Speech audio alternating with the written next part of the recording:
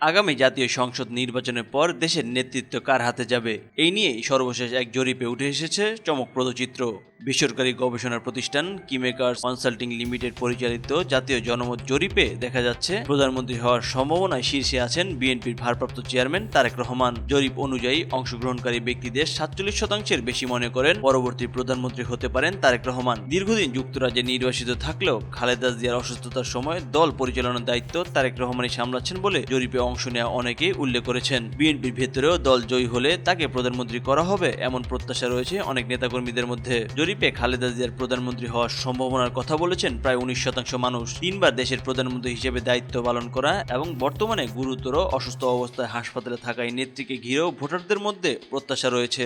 এক্ষেত্রে তারেক রহমান ও খালেদা জিয়ার দুজনের সম্ভাবনা যোগ করলে প্রায় 66% মানুষের মত পাওয়া যায়। অন্যদিকে জামায়াতে ইসলামীর আমির শফিকুর রহমানকে প্রধানমন্ত্রী হওয়ার সম্ভাব্য মুখ হিসেবে দেখছেন 25.4% মানুষ। যদিও 2001 ও 2018 সালের নির্বাচনে অংশগ্রহণ করে তিনি জিততে পারেননি। জরিপে আরও উঠে এসেছে মাত্র 7%-এর কিছু বেশি মানুষ মনে করেন অভ্যুত্থানে ক্ষমতাচ্যুত সাবেক প্রধানমন্ত্রী শেখ হাসিনা আবারও দেশের পরিচালনায় ফিরতে পারেন। জুলাইয়ের গণ অভ্যুত্থানের পর তিনি দেশ ত্যাগ করে ভারতে পালিয়ে যান। বয়স, আইনি জটিলতা ও রাজনৈতিক বাস্তবতার কারণে তার প্রত্যাবর্তন কঠিন এমন বিশ্লেষণ রয়েছে রাজনৈতিক অঙ্গনে। এছাড়া এনসিপির নাহিদ ইসলামকে 0.6% এবং জাতীয় পার্টি চেয়ারম্যান জিএম কাদেরকে 0.2% ভোটার প্রধানমন্ত্রী হওয়ার সম্ভাবনায় দেখছেন। কে প্রধানমন্ত্রী হলে দেশের ভালো হবে এই প্রশ্নে প্রায় 37% মানুষ বলেছেন তারেক রহমান, 32% শফিকুর রহমান এবং 21% খালেদা জিয়ার পক্ষে মত দিয়েছেন। 5টি শহর, 5টি গ্রাম ও আধা শহর অঞ্চলের 1342 জনকে নিয়ে করা জরিপটি প্রতিনিধিত্বমূলক হলেও নির্দিষ্ট নির্বাচনী এলাকার প্রতিফলন নয়। তবুও এতে স্পষ্ট